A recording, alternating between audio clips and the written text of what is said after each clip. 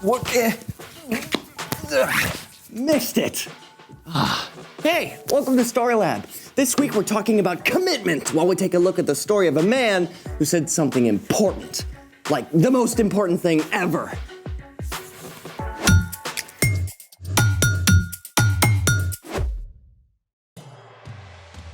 Hey, I'm Carter. And I'm Zeke. We're talking about commitment, which is making a plan and putting it into practice. Speaking of practice, I need to stay limber. Yeah. I'm getting tired just watching you. What exactly are you training for? Oh, it's an ancient sport I just discovered. You have to have super speedy reflexes, amazing hand-eye coordination, and top-notch motor skills. Ooh, that sounds intense. How do you play? You need a ball and these, like, pronged metal spiky things. Yikes! Dangerous! Oh, it has its risks. Stand back. Behold! Jacks? You're training to play jacks? I thought you said it was an ancient sport. It is. My parents used to play it. Anyways, it's harder than it looks. Watch. So the trick is to bounce the ball high enough to collect it, or some of these, but not too high, otherwise hey, where'd it go? Here, look, can you help me look for it? Did it bounce over? I think it bounced over here. All right, Lola, yeah, look that way, I'll look over here.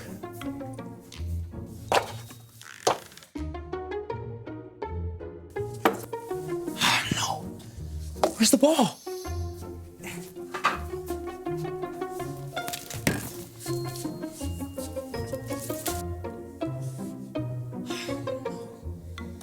It's not over here either. I think it's gone. Sorry. Man, how am I supposed to train? Let's make a new one.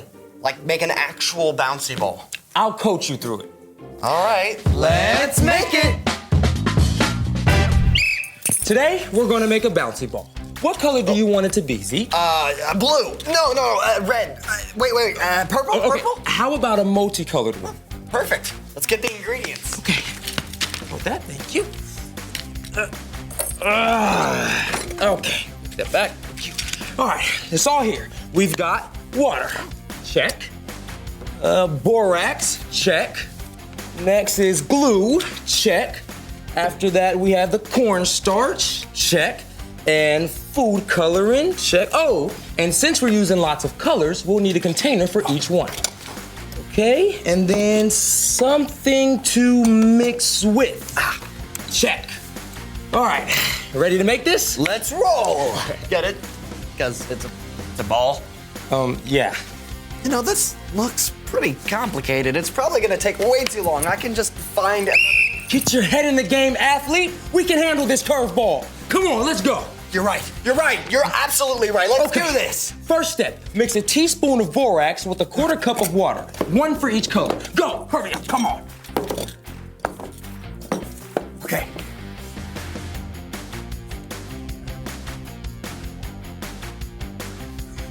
Okay. Stir.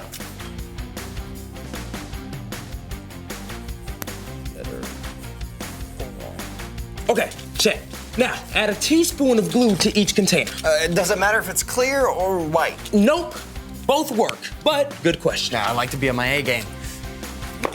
Keep going. You're doing good. As I see the improvement. Good job, Zeke. Okay. Oh, wait. I bet the cornstarch is next. Good call. Add a quarter teaspoon of cornstarch to each bowl of glue, then we add the food coloring and mix it really well. Game on. Come on. Very hesitant. There you go. Now what? Food coloring. Oh, right. Food coloring. Put the food coloring in. There we go. Come on, food coloring. Mix it. Mix it. Are you mixing? I'm mixing. Are you mixing with maximum effort? Mixing is happening right now. Maximum effort mixing? As hard as I can. Okay.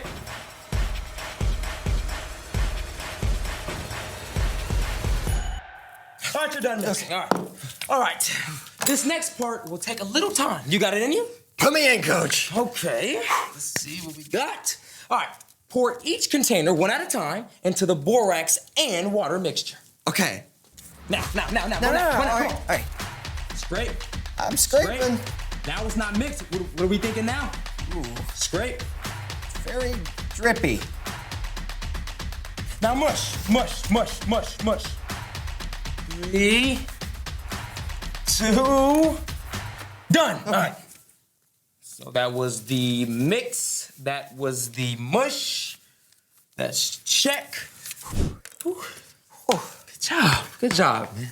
But the game's not over. We're almost at the finish line, all right? Now smash all the colors together and form them into one ball, okay? Go, form, smash, form. Roll it. Make that ball.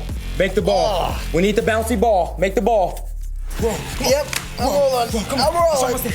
Come on. Don't give up. I'm like 3. Come on. 2, 1. Done. There you go. Z. Good job.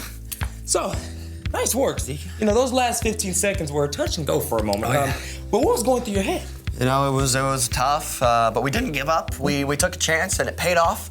It was totally worth it, and we made a bouncy ball. A bouncy ball. Wow, look at that. Well, you heard it here first, folks. Well said. Speaking, it's time for... The story before the story. Today, we're in the book of Matthew. Matthew is one of the 4 Gospels that tells about the life of Jesus. For 3 years, Jesus traveled from town to town, sharing about God's kingdom and healing people. As they traveled, Jesus' closest followers saw him do amazing things, like walk on water. Jesus took 2 fish and 5 loaves of bread and turned them into food for more than 5,000 people. He healed the sick and even brought a young girl back to life. It was clear Jesus was special, but everyone had a different idea about who Jesus really is. Which is where our story starts. Take it away. Hey everyone, I'm Erica. Just like us, Jesus needed space. One day he traveled north with his friends to the city of Caesarea Philippi, perhaps to be in a place where he wasn't known as well, and there would be fewer crowds. The town itself was named after the Roman ruler Caesar Augustus, who was considered a god, like all the other Caesars. Many people in that area worshipped other false gods too. Jesus knew about this. He also knew all the questions people were asking about him. So Jesus went to the heart of the matter by asking his closest friends an incredibly important question. Who do people say the Son of Man is? Hold on a second. Son of Man? What's that all about? Jesus was actually referring to a vision the prophet Daniel had about the Messiah. Daniel used the name Son of Man to describe the rescuer God would send. Jesus wanted to hear whether his closest friends believed he was the rescuer or Messiah. Some people are saying that you're John the Baptist. Or maybe Elijah. I've heard people say that you could even be Jeremiah or one of the other prophets. But what about you? Who do you say I am? Sure, Jesus' friends had seen him do incredible things. They had to be thinking, this is it. What if Jesus is God's rescuer? But it was a big leap to go from just thinking it to saying it. Simon Peter was known for taking bold steps, and he was the first to answer. You are the Messiah. You are the Son of the living God. Blessed are you, Simon. No mere human showed this to you. My Father in heaven showed it to you. Here's what I tell you. You are Peter. On this rock, I will build my church. Okay, this is some wordplay. See, the name Peter means rock, and to add to that, Caesarea Philippi was known for a large rock formation. So it's quite possible Jesus and his friends were looking at a giant solid rock. It was a word picture. In speaking up, Peter had shown how strong his faith was, and Jesus promised to build his entire future church on that faith. Now, Jesus knew not everyone was ready to hear that he is God's rescuer, so Jesus told his friends not to tell anyone that he is the Messiah. See, some people wanted Jesus to be a king to lead an uprising against the ruling Romans. That could have caused trouble with the Roman government. Jesus knew it wasn't time for that. For now, it was enough that Peter had been courageous to speak the truth about who Jesus is. The end. Peter was a pretty strong guy. Like a rock, clearly. Yep, Peter was all in. So, what's our part in the story? Jesus' friends had a lot of questions. They weren't sure what to think. But Jesus got the conversation started. He challenged them to speak up and talk about it. That's something we can practice too. You mean telling people who Jesus is? Absolutely. But it's more than just that. You can practice talking about God as part of everyday conversation. With your family. And your friends. That's right. Sometimes talking about what God is up to feels easy, and sometimes it seems a little harder. But choosing to talk about God reminds you to keep your eyes open for what God is doing. And get other people to see it too. You can share about the way God helped you to stay calm on a big test. Or when you see an incredible sunset, you can talk about God's amazing imagination. And if your friend gets upset, you can remind your friend that God is always with us, especially when we're lonely or sad. Show up for your friends and family, and be willing to listen too. The more you're there for them, the more they'll be open to hearing from you about God. Just takes a little practice. And commitment. You got it.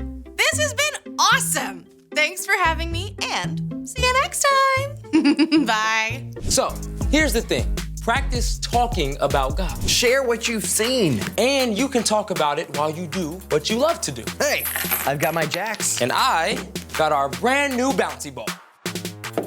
Perfect. Hey, let's talk about God while we play jacks. Awesome. I see God in ocean waves. I see God when new leaves grow. Or when God helps me with a tricky math test. Or when I need help to make a wise choice. Ready to admit defeat? Never. I'm committed to this. Thanks for joining us in the Story Lab. See you next time. All right, you want to keep playing? Yeah, but we need the ball. Oh, Did we lose that one too? we might have to make another one. All right, coach. All right. You go get the stuff, I'll go get my whistle.